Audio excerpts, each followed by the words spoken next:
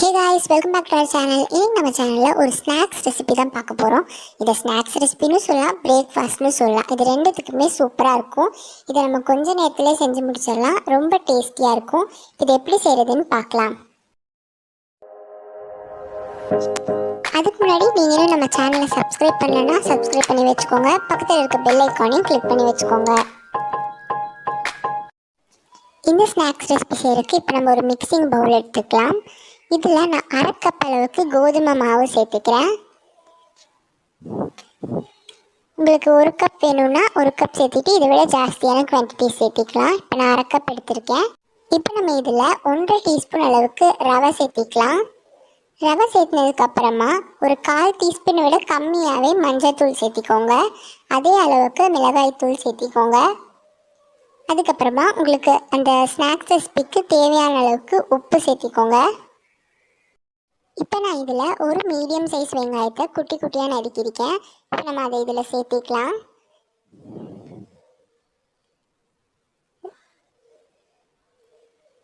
சேர்த்துனதுக்கப்புறமா கொஞ்சோண்டு கொத்தமல்லி எடுத்திருக்கேன். அதையும் குட்டி குட்டியாக நறுக்கிட்டு சேர்த்திக்கலாம்.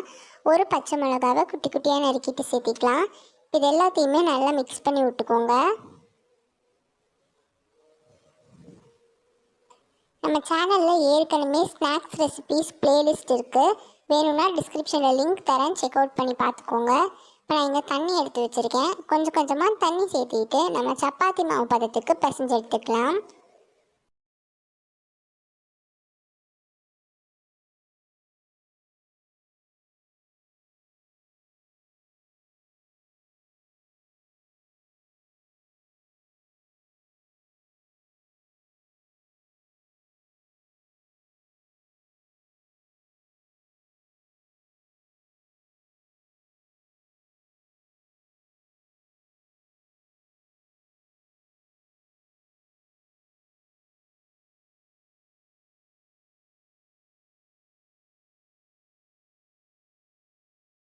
இப்போ நம்ம நல்லா பிசைஞ்சாச்சு. இங்கே பாருங்கள், சாஃப்டாக இருக்குது.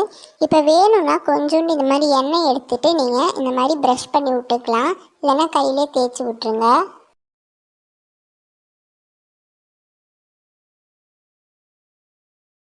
இப்போ இதை நம்ம ஒரு மூடி போட்டு 15 நிமிஷத்துக்கு அப்படியே விட்டுடலாம். இப்போ 15 நிமிஷம் ஆயிடுச்சு. ஃபஸ்ட்டை விட நல்லா சாஃப்டாக வந்துருக்கு பாருங்கள். இதை ஒரு தடவை நல்லா பிசைஞ்சிட்டு நம்ம இதை ரெண்டாக பிரிச்சுக்கலாம். இந்த மாதிரி ஒரு சைஸ்க்கு நம்ம பிரித்து எடுத்துக்கலாம். இப்போது இந்த மாதிரி ஒரு சப்பாத்தி கட்டை வச்சுக்கலாம். இதில் கொஞ்சோண்டு நம்ம வரமாவு போட்டுக்கலாம். போட்டுட்டு நம்ம ரெண்டாக பிரித்தோம்ல, அதில் ஒன்று எடுத்துகிட்டு நல்லா இந்த மாதிரி அந்த வரமாவில் பிசைஞ்சுக்கோங்க. நம்ம நல்லா இதை பிசைஞ்சு எடுத்துக்கலாம்.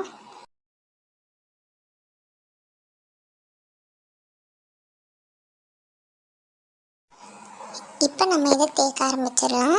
சப்பாத்தி கட்டையில் வச்சுட்டு கீழே நிறைய வரமாவு போட்டுக்கோங்க. இல்லைன்னா கீழே ஒட்ட ஆரம்பிச்சிடும். நல்லா தேய்ச்சி விட்டுக்கோங்க. இப்போ மேலேயும் கொஞ்சம் வரமாவு போட்டுக்கலாம். போட்டுட்டு இந்த மாதிரி நல்லா தேய்ச்சிக்கலாம். ரொம்ப மெல்லிசாக தேய்க்க வேண்டாம். ரொம்ப மெல்லிசாக தேய்ச்சா ஓரம்லாம் விரிய ஆரம்பிச்சிடும். இப்போ தேய்ச்சாச்சு. இப்போ இதோட கார்னர்லாம் நம்ம கட் பண்ணிடலாம். இப்போ அது ஒரு ஷேப்பாக கிடைக்கும். உங்களுக்கு எந்த ஷேப் பிடிக்குமோ நீங்கள் அந்த ஷேப்பில் கட் பண்ணி எடுத்துக்கலாம். ட்ரையாங்கிள் பிடிக்கும்னா அப்படி எடுத்துக்கலாம். இல்லை ஸ்கொயராக பிடிக்கும்னா அப்படி எடுத்துக்கலாம். ரவுண்டாக பிடிக்கும்னா ஒரு டம்ளர் வச்சுட்டு நீங்கள் அந்த மாதிரி ஷேப் பண்ணி எடுத்துக்கலாம். இந்த மாதிரி உங்களுக்கு என்ன பிடிக்குமோ அப்படி எடுத்துக்கலாம். இப்போ நான் குட்டி குட்டியாக ஸ்கொயர் மாதிரி தான் பண்ணி எடுக்க போகிறேன். இப்போ நம்ம எட்ஜஸில் கட் பண்ணியாச்சு. இப்போ இந்த மாதிரி நடுவில் ஒரு கோடு போட்டுக்கோங்க. போட்டதுக்கப்புறமா இந்த மாதிரி நீங்கள் கட் பண்ணிவிட்டு இதை நீட்டாக அந்த கத்தி வச்சு எடுத்துருங்க. உங்களுக்கு எந்த மாதிரி ஷேப் வேணுமோ நீங்கள் அந்த மாதிரி போட்டுக்கலாம். இப்போ எல்லாத்தையுமே அந்த மாதிரி போட்டாச்சு. இப்போ உங்களுக்கு ட்ரையாங்கிள் ஷேப்பில் எப்படி கட் பண்ணணும்னு சொல்கிறேன். இந்த மாதிரி நம்ம பரப்புனதுக்கப்புறமா 3 லைன் போட்டுக்கோங்க, கட் பண்ணிக்கோங்க. அதுக்கப்புறமா இங்கே பாருங்கள், இந்த மாதிரி கார்னர்லேருந்து நீங்கள் அப்படியே கட் பண்ணிட்டு வந்தால் உங்களுக்கு ட்ரையாங்கிள் ஷேப்பில் வந்துடும். இப்போ நம்ம அந்த எட்ஜஸ்லாம் கட் பண்ணியிருப்போம் இல்லையா, அதெல்லாம் நான் சேர்த்திட்டு இந்த மாதிரி ஒரு சப்பாத்தி மாதிரி பார்த்தீங்கன்னா பரத்தி எடுத்துக்கிறேன். சப்பாத்தி மாதிரி ரொம்ப மெல்லிசாக வேண்டாம், கொஞ்சம் திக்காகவே இருக்கட்டும். கையை வச்சு அப்படியே நம்ம எடுத்துக்கலாம். இப்போது தோசைக்கல் வச்சுருக்கேன். இப்போ இதில் நம்ம எண்ணெய் ஊற்றிக்கலாம். ஒரு 2 டீஸ்பூன் அளவுக்கு எண்ணெய் ஊற்றினாலே போதும். இந்த மாதிரி ப்ரஷ் இருந்தது அப்படின்னா நல்லா வந்துட்டு அதை வச்சு எல்லா இடத்துலையுமே பரத்தி விட்டுக்கோங்க. இப்போ நல்லா வந்துட்டு எண்ணெய் சூடானதுக்கப்புறமா நம்ம இங்கே வந்துட்டு ஒரு பிளேட்டில் வச்சுருக்கோம் பார்த்தீங்களா, இது எல்லாத்தையுமே எடுத்துகிட்டு நம்ம அந்த தோசை தவாவில் போட்டுடலாம். அடுப்பு வந்துட்டு சிம்மில் வச்சுக்கோங்க, இல்லைன்னா ஒரு மீடியம் ஃப்ளேமில் வச்சா போதும். அப்போ தான் உள்ளேயும் வேகும், வெளியும் நல்லா கிறிஸ்பியாக வரும். ஃபுல்லாக வச்சிங்க அப்படின்னா வெளியே வந்துட்டு வேகும், ஆனால் உள்ளே வேகாமல் வந்துடும். இப்போ நம்ம எல்லாத்தையுமே எடுத்துடலாம். இங்கே பாருங்கள், இந்த மாதிரி நல்லா ப்ரௌன் கலரில் வரணும்.